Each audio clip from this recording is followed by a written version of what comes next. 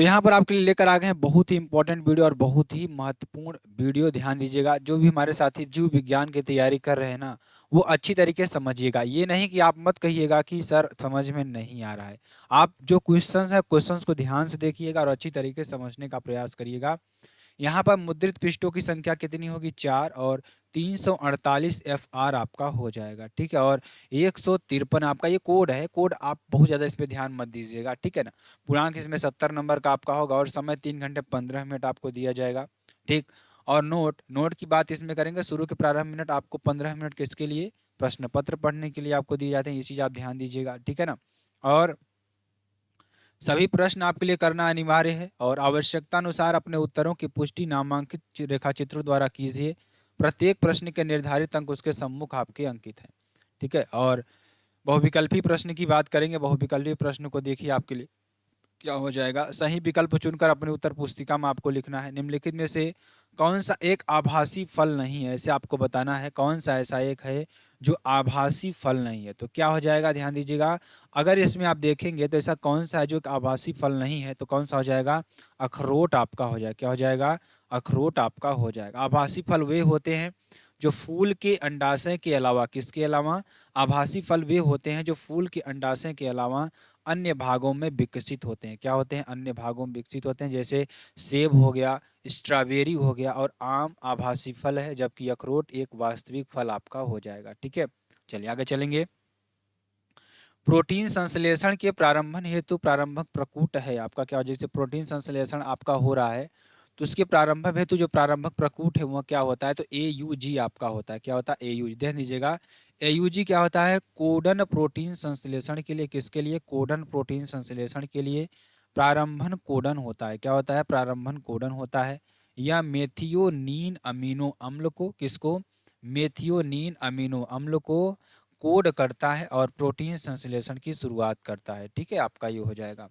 निम्नलिखित में से कौन सा एक जैव निम्नीकरणीय प्रदूषक है? यानी जैव विघटित आपका हो जाएगा। तो कौन हो जाएगा? वाहित मल आपका हो जाएगा। क्या हो जाएगा? वाहित मल आपका हो जाएगा। ये कर लीजिएगा, ठीक है ना। वाहित मल देखिए, ध्यान दीजिएगा क्या होता है? यहाँ जैव निम्नीकरणीय जैव विघटित प्रदूषक है।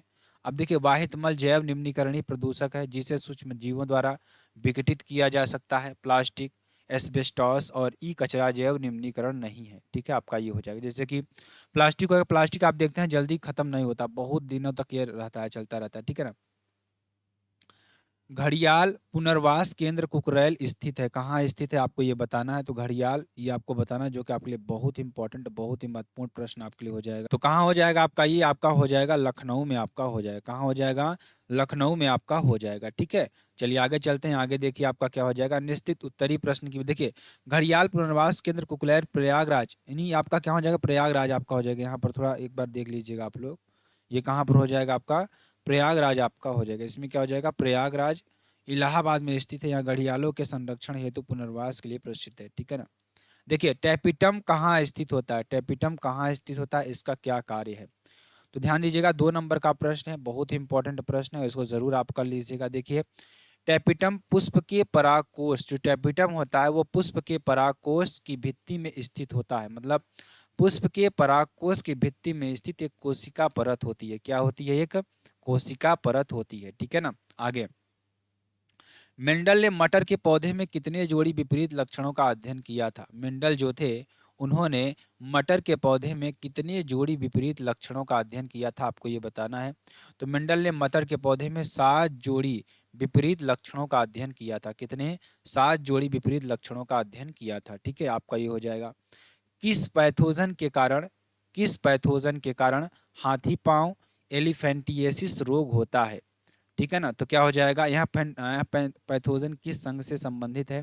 तो पैथोजन की बात करेंगे, यहाँ हाथी पाव रोग फाइलेरिया कृमि के कारण होता है, ठीक है ना। आपका ये हो जाएगा। संघ कौन सा संघ है? यहाँ पैथोजन नेमाटोडा संघ से संबंधित है। RDNA में R क्या है आपको ये बताना। RDNA में R क्या है आपको ये बताना। तो RDNA में R का अर्थ रिकॉम्बिनेंट है। क्या है? रिकॉम्बिनेंट आपका हो जाएगा। RDNA यानी रिकॉम्बिनेंट DNA, जो 2 अलग अलग स्रोतों से प्राप्त DNA के टुकड़ों को जोड़कर बनाया जाता है, ठीक है। आपका ये हो जाएगा। निकेत को परिभाषित कीजिए। निकेत क्या होता है? निकेत को आपको परिभाषित करना। निकेत की बात करेंगे। निकेत किसी जीव की वह विशिष्ट भूमिका या कार्य होता है। जो निकेत होता है वह किसी जीव की वह विशिष्ट भूमिका या कार्य होता है जो वह अपने पर्यावरण में निभाता है। क्या करता है? पर्यावरण में क्या करता है? निभाता है। ठीक है ना। इसमें जीव की आवास स्थिति, आहार, प्रजनन और अन्य जैविक गतिविधियां शामिल होती हैं। ठीक है, आपका ही कर देंगे। निकेत जीव और उसके पर्यावरण के बीच के अंतर संबंधों को दर्शाता है। तो ये आपका हो जाएगा। अति लघुत्तरीय प्रश्न की बात करेंगे, ये भी 2 नंबर का आपका हो जाएगा। आईवीएफ और जीआईएफटी का पूर्ण रूप आपको लिखना। देखिए आईवीएफ क्या होता है? इन विट्रो फर्टिलाइजेशन होता है, यानी कि इन विट्रो फर्टिलाइजेशन आपका होता है। और जीआईएफटी गिफ्ट का क्या हो जाएगा? गैमेटो इंट्राफेलोपियन ट्रांसफर, यानी गैमेटो इंट्राफेलोपियन ट्रांसफर आपका हो जाएगा।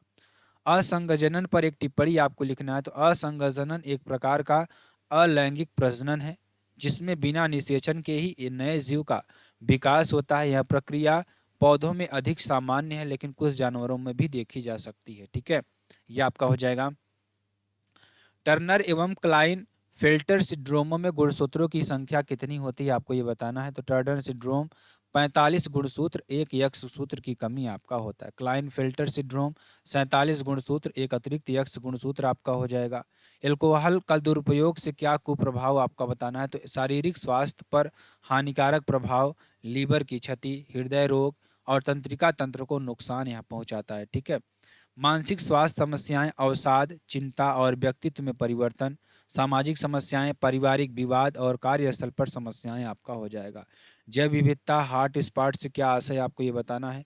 तो यह पृथ्वी के वे क्षेत्र हैं जहां जैव विविधता अत्यधिक समृद्ध होती है, लेकिन ये क्षेत्र मानवीय गतिविधियों के कारण खतरे में है। इन क्षेत्रों में पाए जाने वाले पौधों और जीवों की प्रजातियां विशिष्ट और दुर्लभ होती हैं। ठीक है, आपका ये हो जाएगा। आगे लघुत्तरीय प्रश्न की बात करेंगे। परागकण के प्रकारों का वर्णन आपको करना है। किसका? परागकण के प्रकारों का वर्णन आपको करना है। स्वपरागण, सेल्फ पॉलिनेशन। जब एक फूल के परागण उसी फूल या उसी पौधे के दूसरे फूल में वर्तिकाग्र तक पहुंचते हैं तो उसे स्वपरागण कहते हैं। ठीक है ना। परागण की बात करेंगे। पर परागण, जब एक फूल के परागण उसी प्रजाति के दूसरे पौधे के फूल में वर्तिकाग्र तक पहुंचते हैं तो उसे पर परागण कहते हैं। इसके लिए बाहरी माध्यमों जैसे कि हवा, पानी या कीड़ों की आवश्यकता होती है। ठीक है। प्लेसेंटा पर एक संक्षिप्त टिप्पणी आपको लिखना है। किस पर? प्लेसेंटा पर। तो प्लेसेंटा एक अस्थायी अंग है जो गर्भावस्था के दौरान विकसित होता है। यह माँ और भ्रूण के बीच पोषक तत्वों, ऑक्सीजन और अपशिष्ट पदार्थों के आदान प्रदान में मदद करता है। प्लेसेंटा हार्मोन की उत्पन्न करता है जो गर्भावस्था को बनाए रखने में मदद करते हैं। ठीक है ना। अपूर्ण प्रभाविता तथा सप्रभाविता में विभेद आपको स्पष्ट करना है। तो अपूर्ण प्रभाविता की बात करेंगे। तो अपूर्ण प्रभाविता आपका देखिए, जब विषम युग्मजी स्थिति में दो एलील एक दूसरे पर पूरी तरह से प्रभावित नहीं होते। तो ध्यान दीजिएगा, दो एलील समूह आपके जब एक दूसरे पर पूरी तरह से प्रभावित नहीं होते हैं तो एक मध्यवर्ती लक्षण दिखाई देता है। क्या दिखाई देता है? एक मध्यवर्ती लक्षण दिखाई देता है। उदाहरण के लिए गुलाबी फूल वाले पौधे आपके हो जाएंगे। सप्रभाविता की बात करेंगे। सप्रभाविता को देखिए, जब विषम युग्मजी स्थिति में दोनों एलील समान रूप से व्यक्त होते हैं तो दोनों लक्षणों को एक साथ देखा जा सकता है। उदाहरण के लिए AB और रक्त समूह आपका हो जाएगा। जैव विविधता का महत्व आपको बताना है। किसका? जैव विविधता का महत्व की बात करेंगे। तो जैव विविधता पृथ्वी पर जीवन के विभिन्न रूपों का संरक्षण है और यह पारिस्थितिकी तंत्र के संतुलन के लिए आवश्यक है। जैव विविधता का महत्व निम्नलिखित है, ध्यान दीजिएगा।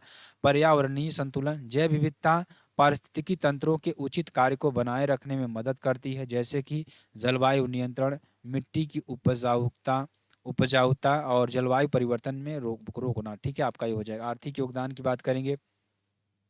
कृषि उद्योग और औषधि उद्योग के लिए जैविक संसाधन आवश्यक होते हैं। सांस्कृतिक और आस्थात्मक महत्व की बात करेंगे। विभिन्न जातियों और समुदायों की जीवन शैली और आस्थाएं जैव विविधता से जुड़ी होती हैं। ठीक है, आपका ये हो जाएगा। जैव विविधता संरक्षण, विभिन्न विधियों का वर्णन कीजिए। तो स्वस्थानीय संरक्षण, यह प्राकृतिक आवासों में प्रजातियों का संरक्षण है जैसे कि राष्ट्रीय उद्यान और वन्य जीव अभ्यारण्य आपका हो जाएगा। बाह्य स्थानीय संरक्षण की बात करेंगे, एक्स सितु कंजर्वेशन, यहाँ प्राकृतिक आवासों के बाहर प्रजातियों का संरक्षण है, जैसे कि वनस्पति उद्यान और चिड़ियाघर। जैव प्रौद्योगिकी का वैक्सीन उत्पादन, जीन चिकित्सा तथा मानव इंसुलिन परिवर्धन में योगदान की चर्चा कीजिए। तो वैक्सीन उत्पादन की बात करेंगे, ध्यान दीजिएगा। जैव प्रौद्योगिकी के माध्यम से डीएनए तकनीक का उपयोग करके सुरक्षित और प्रभावी वैक्सीन तैयार की जाती है। उदाहरण हेपेटाइटिस बी वैक्सीन। जीन चिकित्सा की बात करेंगे, अनुवांशिक रोगों के इलाज के लिए दोषपूर्ण जीन को सही जीन में बदलना। उदाहरण आपका SID यानी कि CID, severe combined immuno deficiency का इलाज आपका हो जाएगा। मानव इंसुलिन का निर्माण, ध्यान दीजिएगा। जैव प्रौद्योगिकी के माध्यम से जीवाणुओं में मानव इंसुलिन जीन डालकर इंसुलिन का उत्पादन किया जाता है। उदाहरण तौर पर रिकॉम्बिनेंट डीएनए तकनीक द्वारा इंसुलिन का उत्पादन होता है।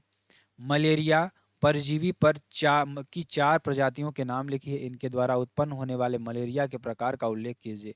तो स्मोडियम फाल्सीपेरम घातक मलेरिया, प्लाज्मोडियम विवैक्स सौम्य तृतीयक मलेरिया, प्लाज्मोडियम मलेरिया यदि चौथाई मलेरिया आपका होता है, प्लाज्मोडियम ओवेल यानी ओवेल मलेरिया होता है। मानव में एबीओ रुधिर वर्ग की वंशागति का वर्णन कीजिए। तो मानव में एबीओ रक्त समूह 3 एलील यानी फर्स्ट ए, फर्स्ट बी और के द्वारा निर्धारित किया जाता है, और फर्स्ट ए और फर्स्ट बी सप्रभावी है जबकि एक अप्रभावी है। विभिन्न जीनोटाइप 4 रक्त समूह यानी कि ए बी और ओ को जन्म देते हैं। एबीओ रक्त समूह प्रणाली में 3 प्रकार के एलील होते हैं, फर्स्ट ए, फर्स्ट बी और फर्स्ट आपका हो जाएगा, ठीक है ना।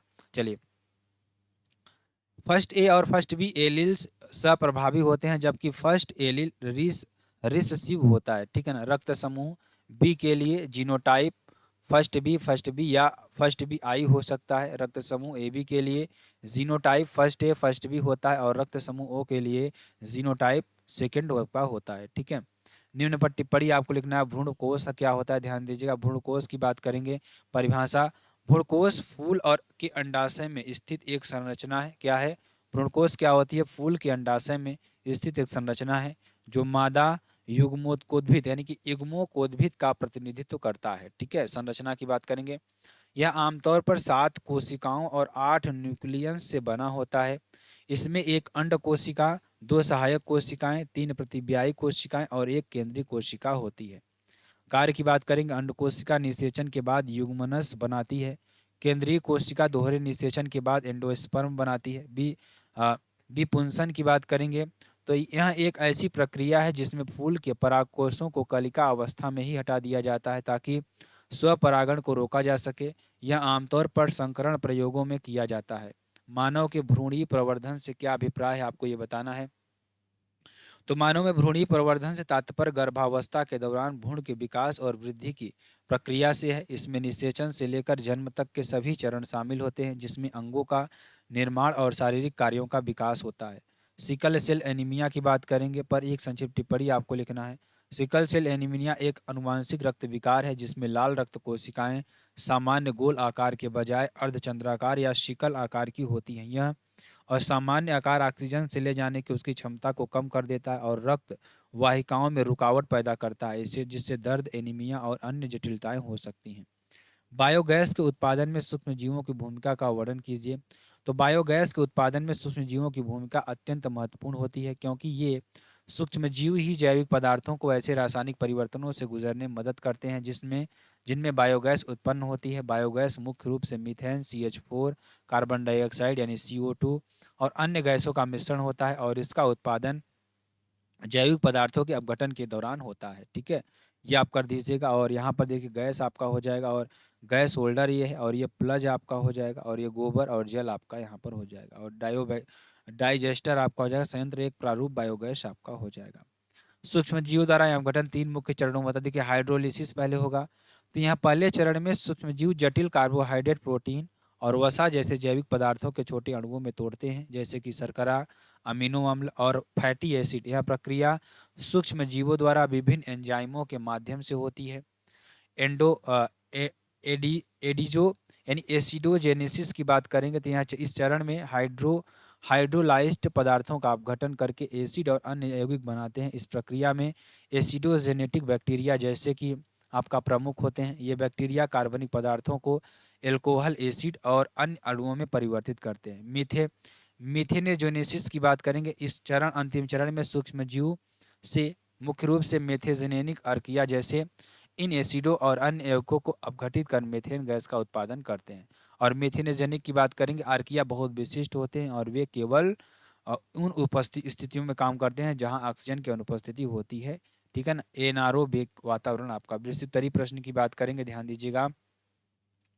मनुष्य में मादा जनन तंत्र का वर्णन आपको करना है, ध्यान दीजिएगा। मानव मादा जनन प्रणाली में अंडाशय, फैलोपियन ट्यूब, गर्भाशय, गर्भाशय ग्रीवा और योनि शामिल है। ठीक है, ये आपका हो जाएगा, ध्यान दीजिएगा। ये आपका गर्भाशय हो जाएगा, ठीक है ना, इतना आपका गर्भाशय हो जाएगा। और ये देखिए, ये योनि द्वार आपका हो जाएगा। और ये सर्विक्स, जिसे आप सर्विक्स कहते हैं। और एंडोमेट्रियम आपका होता है। देखिए, फैलोपियन ट्यूब नलिका आपकी होती है। और ये देखिए फिब्री, और यहाँ पे अंडाशय होता है। अंडाशय जो आपके निकल करके कहाँ आते हैं, यहाँ पे, मतलब इस यहाँ से स्पर्म जाता है, यहाँ पर अंडाशय मिलकर आपको गर्भाशय का निर्माण करते हैं। ठीक है, ये आप कर लीजिएगा। ये प्राथमिक जो होता है, अंडाशय की बात करेंगे, अंडाशय को देख लीजिएगा आप। ये प्राथमिक मादा जनन अंग है जो अंडाणु और मादा हार्मोन यानी एस्ट्रोजन और प्रोजेस्टेरोन का उत्पादन करते हैं। फैलोपियन ट्यूब, ये अंडाशय को गर्भाशय से जोड़ने वाली नलिकाएं हैं। निषेचन आमतौर पर फैलोपियन ट्यूब में ही होता है। गर्भाशय की बात करेंगे, यहाँ एक पेशी अंग है जहाँ निषेचित अंडा प्रत्यारोपित होता है और भ्रूण विकसित करता होता है। ठीक, गर्भाशय ग्रीवा की बात करेंगे, यह गर्भाशय का निचला हिस्सा है जो योनि में खुलता है। योनि की बात करेंगे, यहाँ एक पेशी नलिका है जो गर्भाशय ग्रीवा को बाहरी जननांगों से जोड़ती है। अथवा की बात करेंगे, ध्यान दीजिएगा। पुष्पी पादप में निषेचन पश्च घटनाओं की व्याख्या कीजिए। निषेचन के बाद पुष्पी पादप में निम्नलिखित घटनाएं होती हैं। युग्मनज यानी जायगोट का निर्माण, नर युग्मक और मादा युग्मक के संलयन से युग्मनज बनता है। भ्रूण का विकास की बात करेंगे तो युग्मनज विभाजित होकर भ्रूण बनाता है। भ्रूण में प्राथमिक जड़, प्राथमिक तना और बीज पत्र विकसित होते हैं। एंडोस्पर्म का निर्माण की बात करेंगे, दोहरे निषेचन में के दौरान दूसरा नर युग्मक केंद्रीय कोशिका के संलयन करके एंडोस्पर्म बनाता है। एंडोस्पर्म भ्रूण के विकास के लिए पोषण प्रदान करता है। बीज का निर्माण की बात करेंगे, अंडाशय जो होता है बीज में परिवर्तित हो जाता है। बीज में भ्रूण, एंडोस्पर्म और बीजावरण आपके होते हैं। ठीक है। फल का निर्माण, अंडाशय की दीवार फल में परिवर्तित हो जाती है। फल बीजों में प्रसार में मदद करता है, आपका ये हो जाएगा। वंशागति में गुणसूत्र सिद्धांत का वर्णन आपको करना है, तो ध्यान दीजिएगा। औद्योगिक उत्पादों में संश्लेषण के सूक्ष्मजीवों की भूमिका का वर्णन आपको करना है। आरडीएनए तकनीक पर एक निबंध आपको लिखना है। अथवा में ध्यान दीजिएगा, समष्टि को परिभाषित कीजिए, इसकी विभिन्न पारस्परिक क्रियाओं का वर्णन कीजिए। तो ये आपका फुल मॉडल पेपर सोल्यूशन था, किसका, जीव विज्ञान का। तो आप सभी लोग क्या करेंगे, वीडियो को जरूर शेयर कर दीजिएगा, लाइक कमेंट सब जरूर कर दीजिएगा। फिर मिलते हैं नेक्स्ट वीडियो में नए टॉपिक के साथ। तब तक के लिए साथियों, जय हिंद, जय भारत।